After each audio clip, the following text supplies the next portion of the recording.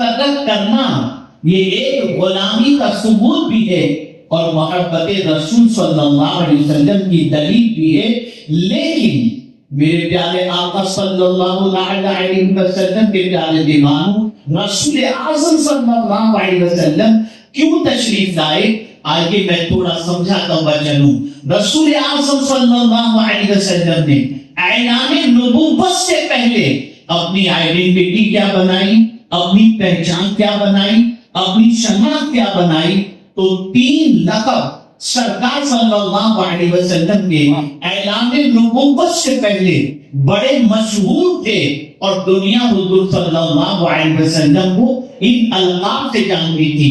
हुजूर सल्लल्लाहु अलैहि वसल्लम उस वक्त भी नबी थे जब हजरत आदम अलैहिस्सलाम आपको जिनकी मंजिलें तय कर रहे थे, लेकिन दुनिया के सामने अपनी नबूवत का ऐलान आक़ाए करीम सल्लल्लाहु अलैहि वसल्लम ने 40 साल की उम्र के बाद किया। लेकिन उससे पहले अपनी पहचान किस एतबार से कराई, अपनी शनाख्त किस एतबार से कराई? वो शनाख्त इतनी अजीम थी कि अगर किसी इंसान के अंदर ये चीजें आ जाएं, ये वस्फ आ जाए, उस शख्स के जरिए पूरी इंसानियत के अंदर एक लहर पैदा हो जाएगी और मुआशरे के अंदर से खराबी खत्म हो जाएगी और मुआशरा पुरअमन हो जाएगा। आइए मैं आपको बताऊं, पैगंबर आज़म सल्लल्लाहु अलैहि वसल्लम 3 अलकाब से मशहूर थे।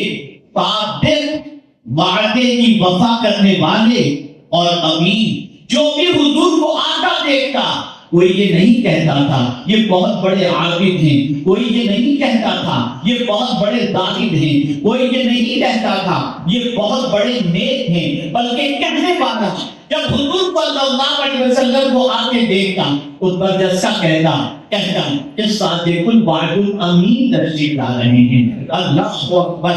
सच्चाई बहुत बड़ा जौहर है, सच्चाई बहुत बड़ा वस्फ है। सच्चाई मुआशरे के अंदर एक इत्मीनान और सुकून फराहम करता है। सच्चाई ऐसा वस्फ है कि जिस चीज़ के पास सच्चाई आ जाए वो सच्चाई की बुनियाद पर मुआशरे में अपना मकाम बना देता है, मुआशरे के इंसानों के दिलों के अंदर अपनी इज्जत बिठा देता है। यही वजह है कि जितने भी अंबिया किराम अलैहिमुस्सलातु वस्सलाम इस पक्ष जितनी तशरीफ लाए कुरान ने सबके हवाले से सिद्दीक़न नबिय्या फरमाया, कहीं सादिक़न वाइद फरमाया। आप अंदाजा लगाएं सच्चाई ये इंसानियत का सबसे बड़ा जौहर है।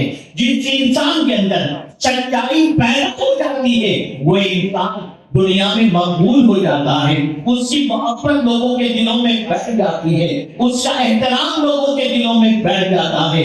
आप अंदाजा लगाएं आज हालात ये बन चुके हैं कि सच्चाई उठ चुकी है, झूठ का बाजार गर्म है। अगर मैं ये कहूँ तो गलत न होगा कि मौजूदा दौर के अंदर झूठ इतना फैलाया जा रहा है कि उस झूठ की बुनियाद पर कभी कभी जंगें हो जाती हैं, उस झूठ की बुनियाद पर मुआशरे का अमन गायब हो जाता है, उस झूठ की बुनियाद पर मुआशरे का सुकून तबाह हो जाता है। पैगंबर ने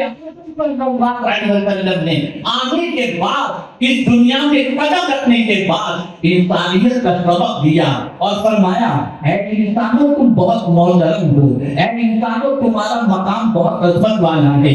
याद रखें हम इंसान हमारी चॉइस से नहीं बने, हमने खुदा से नहीं कहा था हे अल्लाह हमें इंसान बनाना, किसी ने नहीं कहा था हमारी चॉइस से हम इंसान नहीं बने, ये अल्लाह की कुदरत है। अल्लाह ने किसी को जानवर बनाया, किसी को चरिंद बनाया, किसी को परी बनाया, किसी को पहाड़ बनाया, किसी को दरख्त बनाया।